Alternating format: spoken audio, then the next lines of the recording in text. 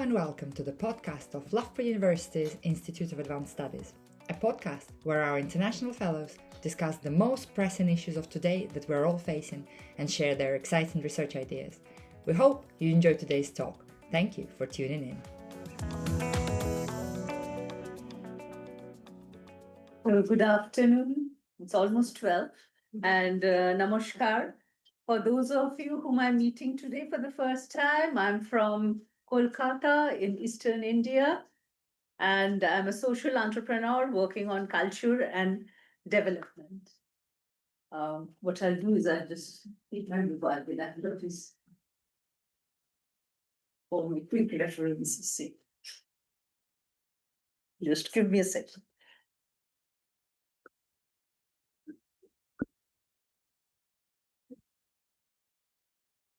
So today I'm going to talk about storytelling for inclusion and development. And I'd like to start by thanking the Institute of Advanced Studies and the Storytelling Academy for giving me the opportunity to share some stories today with you. Now, the main debate which we discussed yesterday, also those of you who were there, was how storytelling can be a force for inclusion and development. We know that storytelling transmits knowledge, and knowledge of a variety of kinds. It could be historical knowledge, ecological knowledge, it could be knowledge of art, craft, it could be knowledge of the environment, but it has been a powerful force of education. Across the world, we have ample examples of how our performing arts, how our crafts, how our oral traditions have fueled creative economies, supported building identities. And some of the examples I'm going to share are very interesting because they also share how storytelling is leading to resilience and sustainability. I'll use a quote from Martha Nussbaum, who said, "Narrative imagination is crucial to democratic citizenship." I think that is the essential of the whole discourse we are having. Storytelling is not just a philosophy, it is also a practice. So across the world, we know that stories are told via living heritage.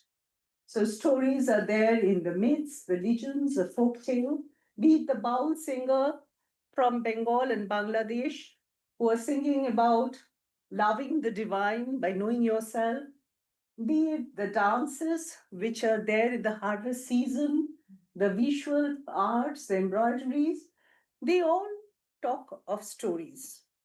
Now, how we flip the lens of just looking at them as objects of cultural aesthetics, and instead we see how they can be powerful forces of development. So I'll share about our experience. Our initiative, Art for Life, is a 2-decade-long initiative which aims to revitalize traditional skills, art and craft and traditional knowledge of nature into livelihood. It is a 3-pronged action. Is this the highlight? They want to see online, but if you want to use the map, maybe. Okay, that's fine. So we safeguard the tradition through documentation, through creation of awareness. We empower the artists as micro-entrepreneurs, and we rebrand the villages as cultural hubs. We started with the Eastern Indian state of West Bengal, and now this initiative covers more than 70,000 artists across India. Outcome across all these years have been alleviation of poverty, SDG 1, creation of job opportunities for young people, for women, for tradition bearers, SDG 8, women empowerment, SDG 5, protection of cultural heritage, SDG 11. So multiple SDG goals have been advanced through this initiative. And here, all through, storytelling has been used in diverse ways. So first I'll take you to Purulia. I have with me today Dr. Jonathan Karkut, who had been my partner when we started working. So Jonathan knows exactly what I'm talking about. When we went there and started working, this beautiful land, as you see, it's a plateau of with rolling hills and with beautiful in the spring season. It is full of beautiful and vivid orange colored flame of the forest flowers.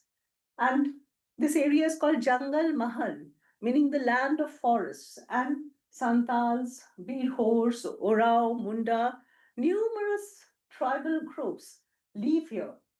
And the area is very ancient. Since 8th century BC, you see these architectural, archaeological heritage. So there are remnants of how Jain trains were in this region. When in the 70s and 80s, this region was really reeling under poverty. This is one of the most backward region of the state where I live, West Bengal. And because of that, because of lack of opportunities, because of deprivation, it became a seat of insurgency, and no one simply went there. There was what we call Mao and Naxalite movements, and Purulia was really a very poor part of the country.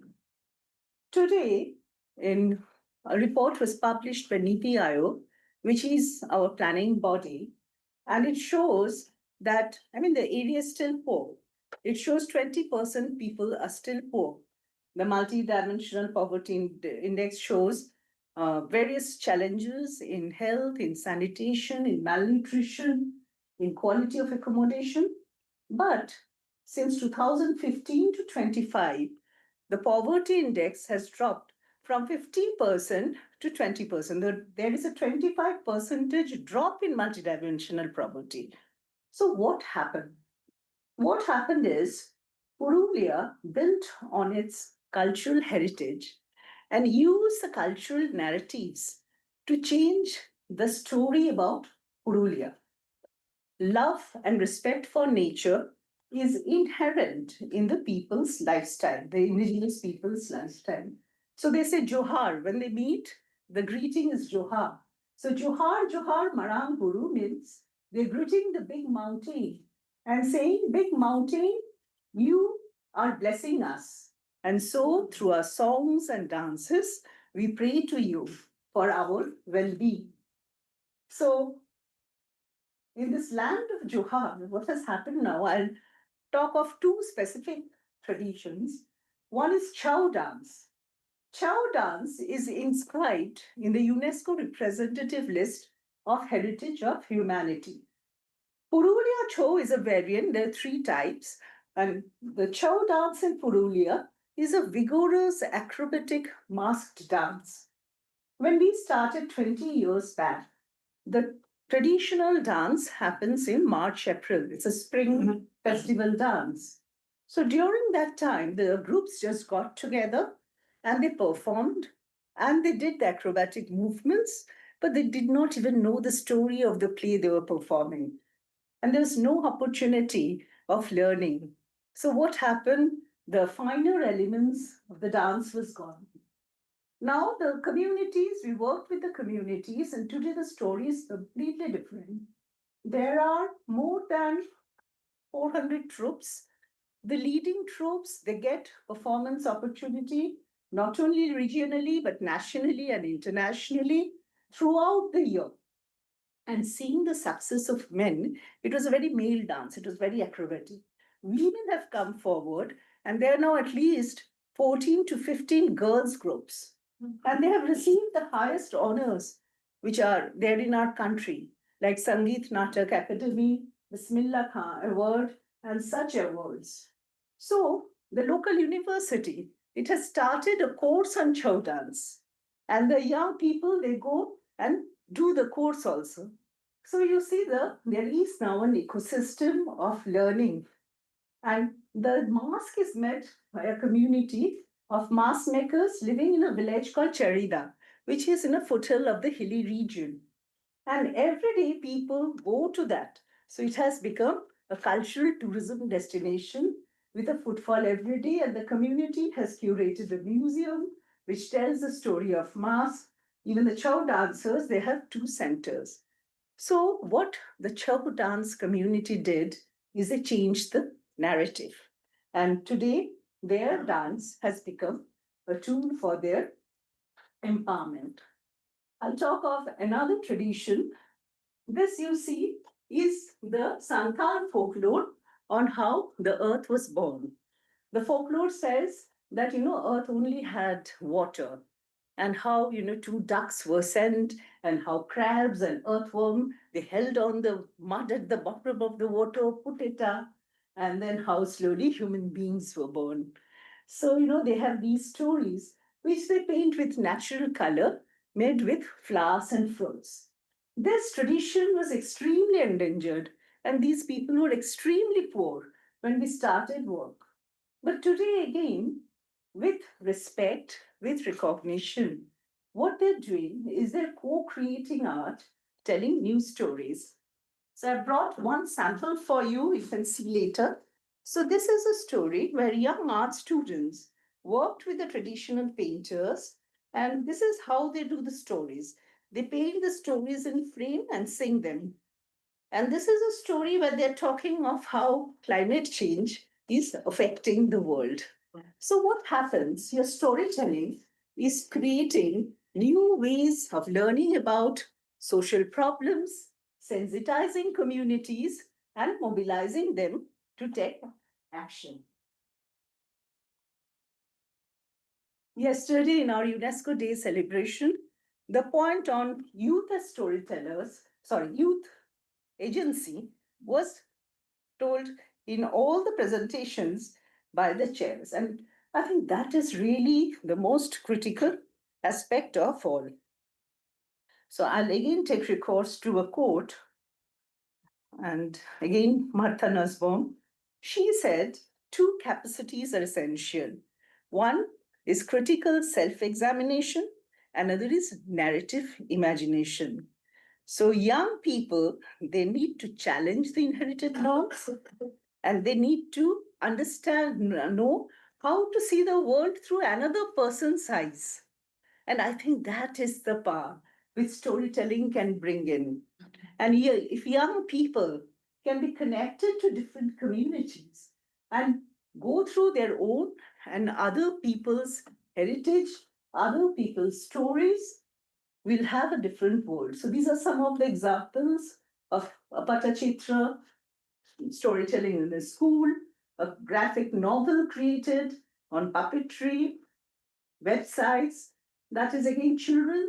They worked with a Danish couple to create a book of Pinocchio using the Patachitra style. So, see, this is from this book. How beautifully they have imagined how plastic bottles are affecting marine creatures. So, I think this is what we really need to imagine when we use storytelling. And technology is very important. When the COVID pandemic happened, all these artists, they were disconnected from the market. The conventional market channels were all disrupted.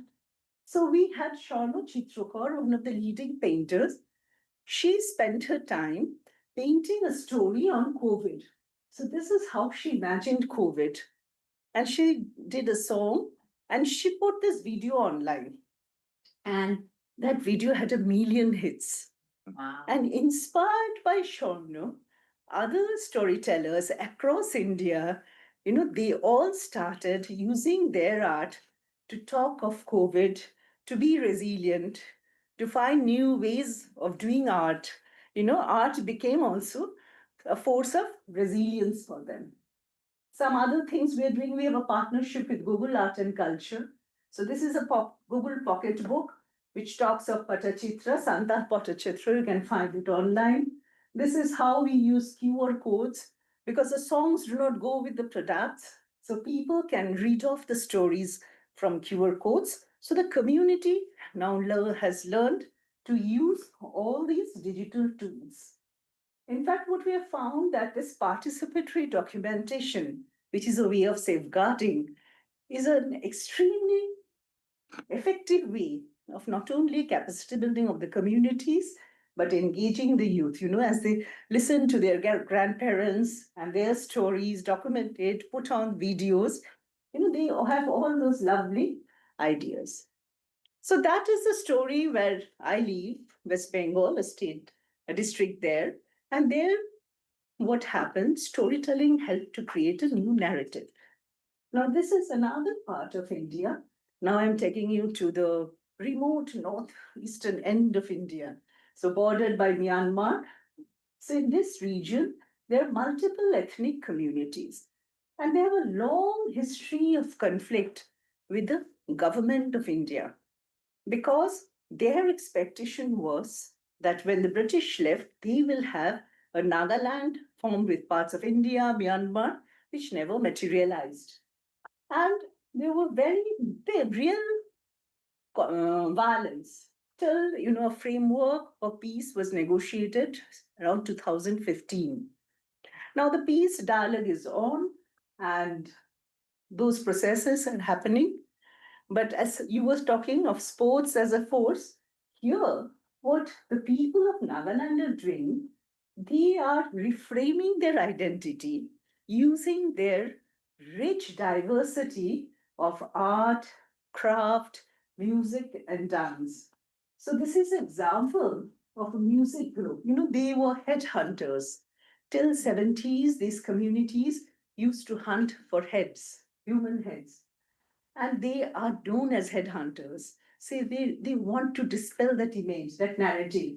So their team there, they have named it as headhunting to beatboxing. And this team went around Europe last year.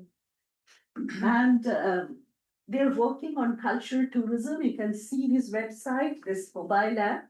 And what they're using is to tell the world that don't look us as violent headhunters, but groups who have deep knowledge of nature and culture. Mm-hmm. So the flagship festival, which is now extremely popular among all the foreigners in India, is Hornbill Festival. When all these 17 main indigenous groups living in this small state. So in the Hornbill Festival, 25 years have passed since start of the festival. All these communities, they come and showcase their art and culture. Now, storytelling has been always a part of their way of life.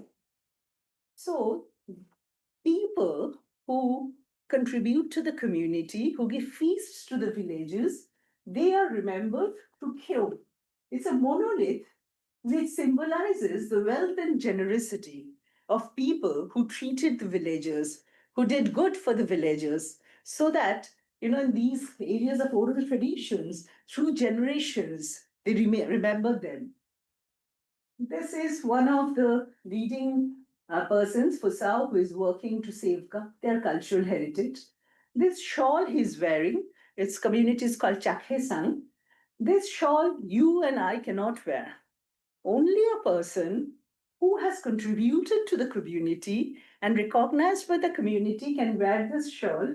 And each of these motifs, the elephant, the peacock, the bird, each has a qualification associated with it. So in your shawl, you need to know what motif you can use. And he's the last headhunter who is alive today. And they could tattoo their face only if they have headhunted in the past. So, each thing in that region tells a story. Now, what has happened? International designers, national designers have been fascinated by their motifs, their colors, and used it. But the colors and motifs had a significance.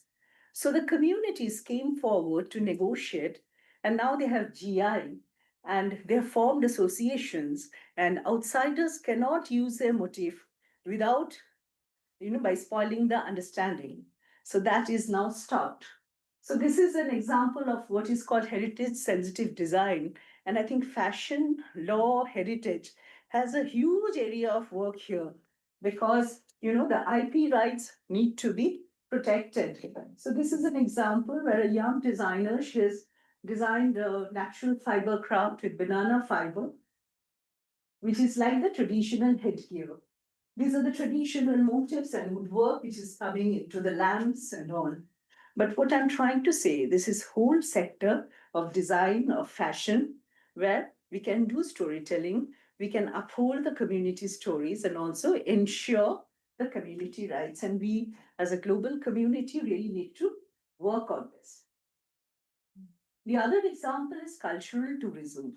Tourism has to shift from the extractive model, for which we know across Europe, you are seeing so much protest because community is not liking over tourism. Spain is an example. So here, Konoma is a village which claims to be the first green village of India. What the people have done there, they have come together and formed a conservation group, and they safeguard the local species. This is a Konoma fort, which had there's a war against the British East India Company Army long back. This is a traditional Moran where people learn about their art and culture. So today, people go to this village, stay in homestays, learn about their agricultural techniques, about their irrigation techniques. And as you walk down, as you trek down, you'll find these beautiful pickles and other condiments there. And no one is there. The prices are written, and you just have to pick up and pay and go eat it. So that is the nice way of tourism, community-based tourism, which is developing in Nagaland. So Nagaland was a story of reframing the identity, changing the perceptions, where again they're using heritage as a tool. The last example, which I'd like to discuss, is about Sundarban. So I'm back to West Bengal, and this is the largest mangrove delta in the world. It is a World Heritage Site, and it is one of the most affected regions in the world due to climate change. During the COVID years, it had 2 super cyclones. So the people not only suffered from COVID, but they suffered from super cyclones. Now, communities in Sundarban, traditionally, they have been very close to nature. So they have fishing ethics. They know when to fish, when not to fish, and they follow those norms. They know how to collect honey, and they have this wonderful folk drama called Bon Bibir Pala. Bon means forest, Bibi means lady. So Bon Bibir Pala is the lady of the forest, and it shows how the lady protected Dukhu when he was being taken away by traffickers. So both Hindus and Muslims living there, they always offer their praying prayers to Bon Bibi before they venture into the forest. The boatmen there, they sing songs which sing about the tides, the flows. The dances talk about local flora and fauna. So nature is an element there. Today, Sundarban is endangered because the islands are sinking and people are out migrating. So all these traditions are also endangered. But what the communities are trying to do is they are offering cultural tourism. And when tourists come, they perform Bon Bibit Pala, they perform the Jhumur song or the dance on the Bhatiyali song. They even showcase their knowledge of mangrove. Yesterday, we were talking a lot about disaster risk management. So mangroves, as you are aware, that they protect, the interior lands from the storm surges. The reason our city, Kolkata, survives is because of this mangroves. So initially, when experts went and tried to plant mangrove, it failed because they did not have the local knowledge of the species. What will survive? But now we are talking of nature-based solutions, and women, they plant mangroves, earn from it, and this has also become part of tourism. So tourism here is now trying to tell the visitors that be aware of climate change, see how climate change is affecting the world, and tourists get to participate.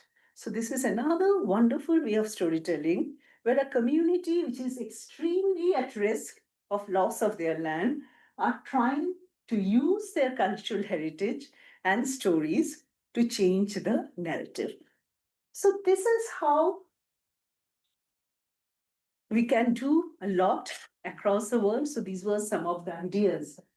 But we really need to do a lot on this. I'll just explain the photos here. So this is an example of a traditional learning school, Morang in Nagaland, and you see all the stories carved out. And this is another community near Purulia who brings, the about folklore on their wall on festivals. And Kantha embroidery is an embroidery tradition where women quilted old clothes. And in their embroidery, they spoke of their aspirations and narratives. And when partition happened, and thousands of women refugees came in, and when Bangladesh war happened, again thousands of women refugees came in. Some of the stalwarts supported the women by transforming their traditional skill into apparel embroidery. So today, Kantha serves at least 10,000 or 15,000 women to earn livelihood. Now, commercialization had its pitfalls. So, what happened that they were getting very poorly paid. But then the change that happened was later they have now become entrepreneurs. So this is a Kantha museum set up by these group of women. So people go and visit this, they learn about Katha, they learn Katha, they buy Katha, and these women have changed the narrative in their region. And they were all mostly from minority communities. They were not allowed to move out of their village. And today they've even been to France and done, classes on Akatha in the design schools there. So these are the possibilities, but we really need investment in developing this youth and community leadership, in ensuring that the policies have culture embedded.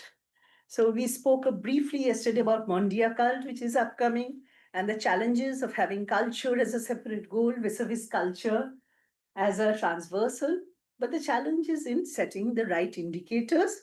And in September in Spain, in Mondia Cult 2025 meet, the world is really looking at what indicators can be finalized to get this embedding of policies. The other part is ethics and technology. Digital tools, as I shared, is a powerful way of getting these stories across, particularly for indigenous languages. Amazing work is being done with AI. But then again, AI is creating images from all this content, AI is creating music, AI is creating stories, and we don't know whose voice is it, whose narrative is it. And again, we come to law. So, law is really very important to ensure that we have AI literacy, we don't suffer what some people are now calling data colonization, where some private companies are sourcing out all the data available, and then communities may lose access. So these are really points which we can discuss and which we need to work on. And here the academic partnership with the community is most critical. So to summarize, storytelling empowers voices in diverse ways, from giving opportunities, from creating identities. And one important thing of identity, as the story of Nagaland showed, that identity is not fixed. We can build identity, we can change the narrative. It bridges generations, it bridges cultures. One of the most powerful thing which has happened, as I mentioned, Dr. Karkot was present and we had young students who worked with the communities to develop the initial models of tourism. I'll just go back to my first slide. So here is a music festival we do where we have teams from across the world come in, and the festival always ends with a performance where all the music genres are presented. So you have artists from across the world and you can see the synergy, right?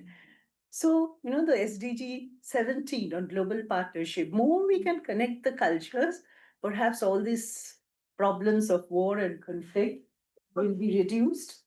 But again, artist visa, artist mobility, support for such cultural interactions, these are really going down. And the big area of work is, bridging traditions and technology and ensure that we have a ethical approach of using storytelling. Because we now know the power of storytelling. Amartya Sen said, development as freedom is where communities can define their well-being, right? And storytelling can help them to define. But we need the policy ecosystem, we need the legal ecosystem. So with that, I'll end, and we are open to more discussions. But these are really some of the key challenges. Thank you.